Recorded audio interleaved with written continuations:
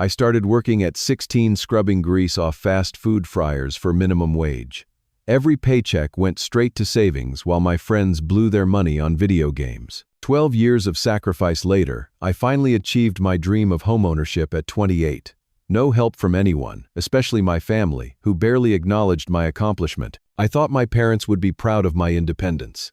Instead, they slapped me with a lawsuit demanding I either pay for my brother Timothy's college or sign over the house I worked my entire adult life to earn. The betrayal still stings when I think about it. If you are watching this video, please drop a comment letting me know where you are from, and hit that like and subscribe button if you have ever had family members who felt entitled to your hard-earned success. My childhood home was always filled with financial stress. Dad worked construction while Mom juggled part-time retail jobs, but money remained tight for our family in suburban Arizona. The tension about bills was constant background noise throughout my early years. When Timothy was born 8 years after me, everything changed. Suddenly, there seemed to be money for his toys, his activities, his needs. The contrast in how we were treated became impossible to ignore. By 14, I was already mowing lawns and babysitting to buy my own school supplies. My parents never explicitly said I needed to contribute, but their approving nods when I handed over cash for groceries sent a clear message. When I turned 16 and got my working papers, I immediately applied at every business within biking distance of our house. Burger World hired me on the spot, and I spent that summer learning how demanding customer service could be. I still remember my first paycheck. $92 for 20 hours of work. Not much, but it was mine. At least until my father casually mentioned the electric bill was past due. That became the pattern.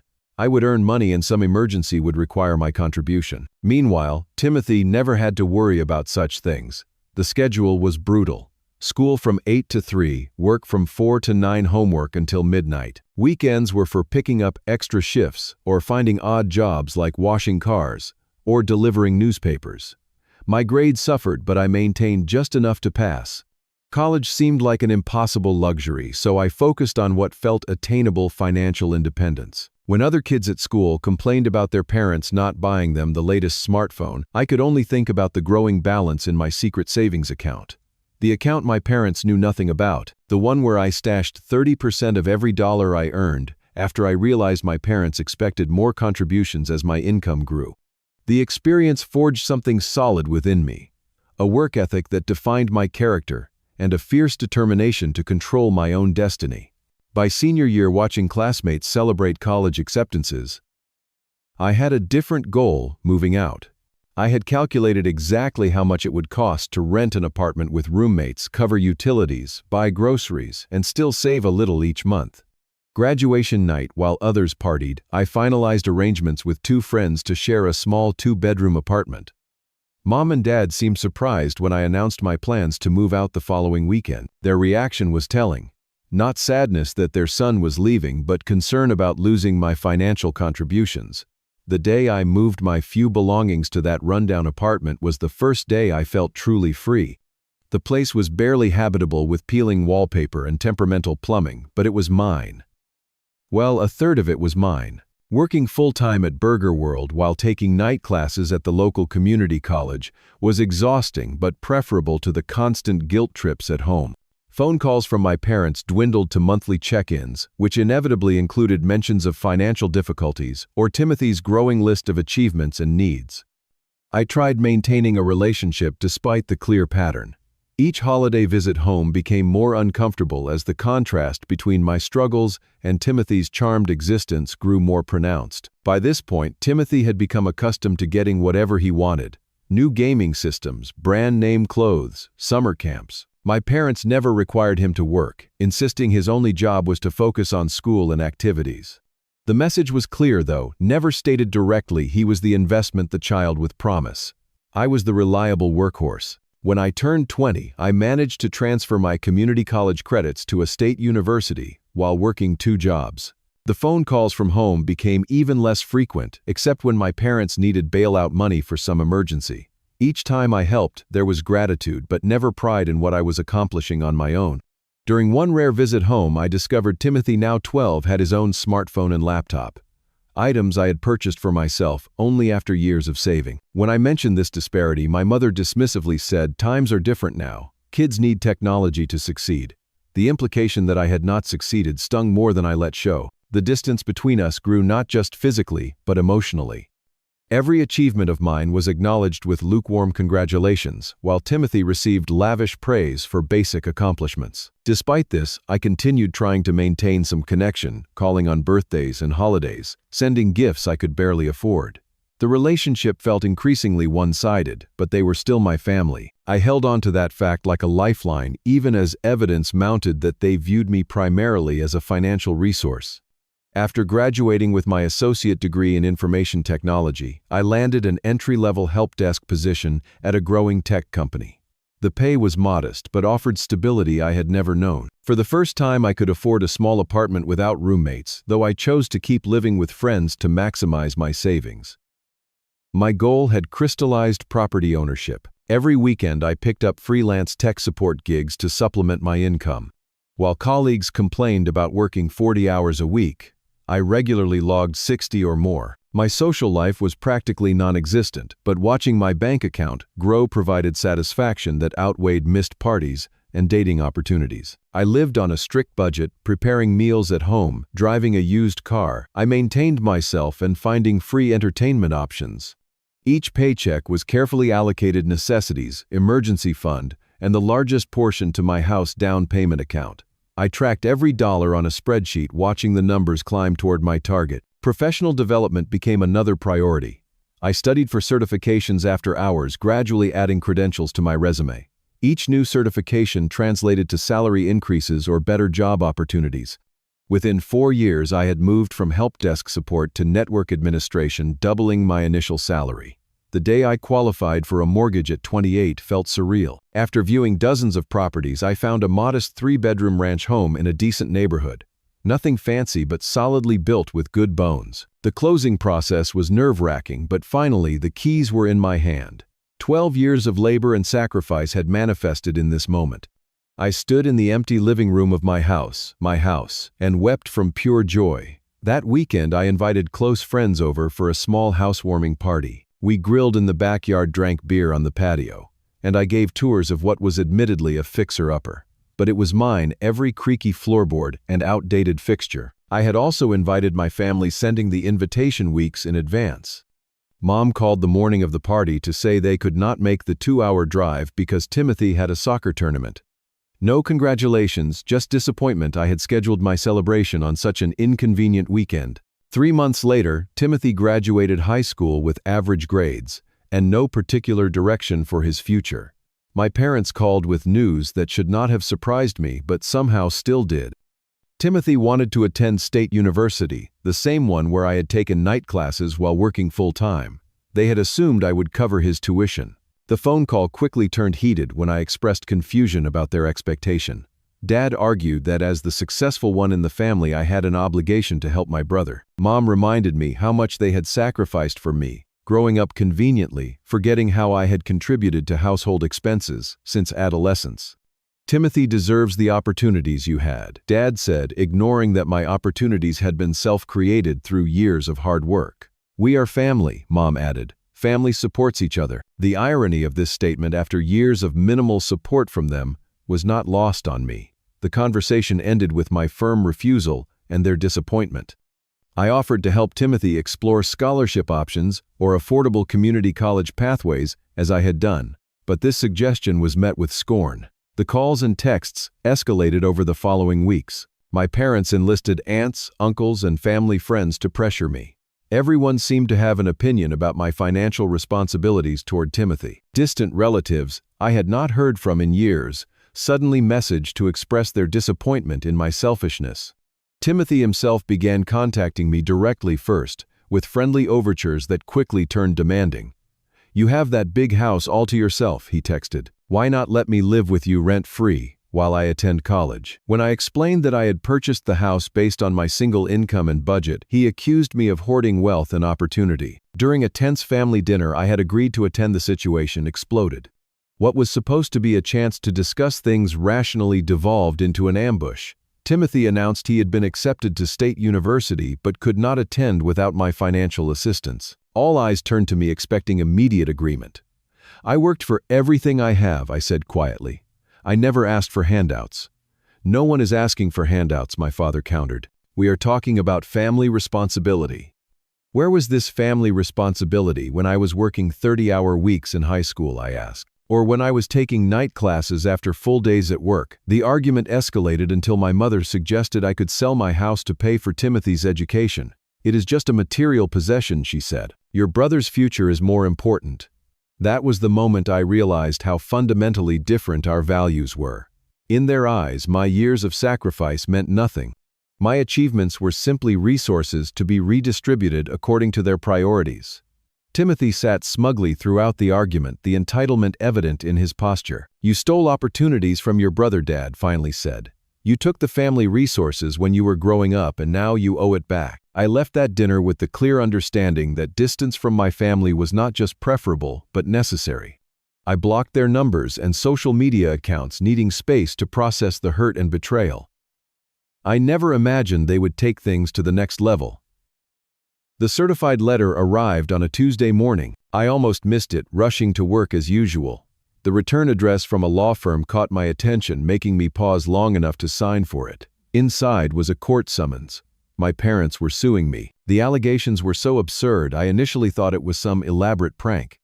They claimed I had an obligation to financially support Timothy's education based on family equity and fairness. They demanded either full payment of his 4-year university tuition or the transfer of my house to the family trust they had apparently established. I sat on my kitchen floor, the legal documents scattered around me, struggling to breathe. How could the people who brought me into this world, who should have been my strongest supporters, betray me so completely? The pain was physical, a crushing weight on my chest that made each breath a conscious effort. That night was the first of many sleepless ones. I called my parents hoping there had been some misunderstanding, but their cold responses confirmed the reality. This could all go away if you just do the right thing, my father said before hanging up. The next morning, still dazed, I called in sick to work for the first time in years. I spent the day researching family law and legal precedents, trying to make sense of their claims. While their case seemed absurd, the fact that they had found a lawyer willing to file it concerned me. I could not risk losing everything I had worked for. My friend Marcus, hearing the situation, connected me with his cousin who practiced family law. The initial consultation was not encouraging. While their case is weak, defending yourself will be costly, she explained. Sometimes people file these suits hoping the other party will settle just to avoid legal fees. I hired her despite the expense. The alternative, representing myself against my own parents, was too painful to consider. We began gathering evidence of my financial independence since age 16, documenting every job, every paycheck, every contribution to the family, and every dollar saved toward my house. As the court date approached, I struggled to maintain my professional composure at work. Nights were spent organizing financial records and preparing my testimony. Friends offered support, but this was a uniquely isolating experience. How do you explain to others that the people who should love you unconditionally are trying to take everything you have built? The day of the hearing arrived with a physical manifestation of my stress, a migraine that prescription medication barely touched. The courthouse loomed like a monument to my family's betrayal. Walking inside, I saw my parents and Timothy for the first time in months. They sat with their attorney, not even acknowledging my presence. Their lawyer presented their case, first spinning a narrative about family obligation and shared resources. He portrayed me as the fortunate son who had received the lion's share of family support and now refused to reciprocate. Timothy testified about his college aspirations and how my refusal to help was destroying his future. My mother cried on cue about her disappointment in raising such a selfish son. When my turn came, my attorney methodically presented evidence of my self-sufficiency since adolescence. Pay stubs from my teenage years, receipts of money given to my parents' bank statements, showing my gradual savings toward homeownership, and documentation of my college expenses that I had paid entirely on my own. I testified last, my voice surprisingly steady as I recounted my journey. I am not against education or family support, I concluded, but I believe in earning your way as I did. I offered to help Timothy find part-time work and affordable education options. That offer still stands.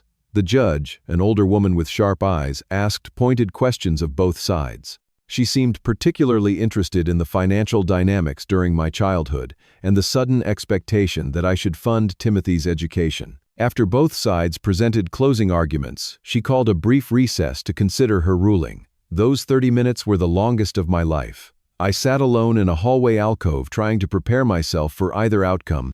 The possibility of losing my home, the tangible symbol of my hard work and independence, made me physically ill. When the hearing reconvened, the judge spoke directly and clearly. Family relationships carry moral obligations that this court cannot and should not quantify, she began. However, legal obligations are another matter entirely. The plaintiff has failed to demonstrate any legal requirement for the defendant to provide financial support to his adult brother. She continued addressing my parents directly. Furthermore, this court finds the demand that the defendant transfer ownership of his independently purchased property to be without merit and potentially predatory in nature. The case is dismissed with prejudice. My parents' reaction was immediate and volatile. My father stood face red with anger and pointed at me. "You are no son of mine," he declared loudly enough for everyone to hear. "Hime kubal, who everyone to hear." My mother wept dramatically while Timothy glared with naked hatred. They stormed out before I could respond, though I had no words in that moment anyway. Despite the legal victory, I felt hollow. I had won the case, but lost my family though. In truth, I was losing them long before any lawsuit. As I gathered my documents, my attorney squeezed my shoulder sympathetically. "Family law is always hardest when it is actually about family," she said quietly. In the weeks following the court case, I moved through life on autopilot. The victory felt Pyrrhic. I had protected what was mine, but at the cost of any relationship with my family, dysfunctional as it had been. The house I had worked so hard to obtain now felt tainted by the conflict, each room a reminder of what had transpired. Sleep became elusive. I would lie awake, replaying childhood memories, searching for signs I had missed, moments when I should have recognized the transactional nature of my family relationships. Had they always seen me as merely a resource? Was there ever genuine love underneath the expectations? A colleague noticed my deterioration and gently suggested therapy. Initially resistant, I finally made an appointment after nearly falling asleep at my desk. The therapist, Dr. Landon, specialized in family trauma. Our first session was mostly me recounting the lawsuit through occasional tears I had been suppressing for months. "What you are experiencing is a form of grief," she explained. "You are mourning the family you deserved, but never had, as well as the loss of the family you did have, however flawed." Those sessions became a lifeline. I learned about family dynamics, emotional manipulation, and setting healthy boundaries. Most importantly, I began to understand that my worth was not tied to my productivity or financial contributions. My value as a human being was inherent, not earned through labor or sacrifice. The healing process was neither quick nor linear. Some days brought clarity and acceptance. Others sent me spiraling back into anger and hurt. The holidays were particularly difficult. Thanksgiving arrived with memories of family gatherings, imperfect as they were. I declined invitations from friends not wanting to intrude on their family time, and spent the day alone. That solitary holiday became a turning point. Realizing I could not continue isolating myself, I began intentionally building a chosen family. I reconnected with old friends and made efforts to form new relationships. I joined a recreational basketball league and a weekend hiking group, gradually creating a community around shared interests rather than blood ties. Christmas brought an invitation from Marcus and his wife to join their family celebration. Their warmth and genuine inclusion began reshaping my understanding of what family could be. We established new traditions for holidays and celebrations, marking the calendar with meaningful connections rather than obligatory gatherings. Spring brought unexpected renewal. While ordering coffee at my regular cafe, I heard someone call my name. Turning, I found myself face to face with Timothy. My first instinct was to leave, but something in his expression stopped me. He asked if we could talk, and against my better judgment, I agreed. We sat at a corner table, the conversation initially awkward and stilted. Timothy looked different, somehow older than his 19 years. He explained he had taken a gap year instead of starting college, and had been working at a warehouse while living with a friend. "I needed to figure things out on my own," he said, staring into his coffee. "After everything that happened, I realized I did not want to be the person our parents were shaping me into." Skeptical but curious, I listened as he described his journey over the past year. How the lawsuit had initially seemed justified because of his parents' constant reinforcement that I owed him. How watching me in court calmly presenting evidence of my self-made life had planted seeds of doubt. How he had gradually recognized the toxic entitlement that had been nurtured in him. "I am sorry," he said finally. "I was part of something terrible, and you did not deserve it." That conversation was the first of many. Our reconciliation was cautious, built on small steps of trust. Timothy asked for advice on budgeting and saving, genuinely interested in developing the skills our parents had never taught him. I shared what I had learned, careful not to enable dependency. Our parents remained estranged from both of us. When Timothy finally moved into his own apartment, they cut contact with him as well, unable to accept his new independence. Their conditional love extended only as far as compliance with their expectations. Over the following months, Timothy and I rebuilt a relationship different from anything we had before. Not the uneven dynamic of our childhood, but something approaching genuine brotherhood. He enrolled in community college, working part-time to fund his education just as I had done. The pride I felt watching him navigate these challenges independently was unexpected but genuine. Each day brings new understanding of what truly matters in life. The journey from bitterness to acceptance continues, but the weight lightens with time. I have learned that family can be chosen, boundaries can be healthy, and self-worth is not determined by others' treatment of you. My house is no longer a symbol of conflict but a haven of peace. I have redecorated, making it truly my own space. Timothy visits occasionally but maintains his independence, something I respect and encourage. We are both learning what healthy family relationships should look like. If this story resonates with you, please share your own experiences in the comments below. Have you ever had to establish boundaries with family members who felt entitled to what you worked for? How did you handle it? Your stories help others feel less alone in similar struggles. Do not forget to like this video and subscribe to the channel for more real-life experiences that might help you navigate your own family dynamics. Thank you for listening, and remember that sometimes the family we choose matters more than the one we were born into. Your worth is not determined by those who failed to see your value.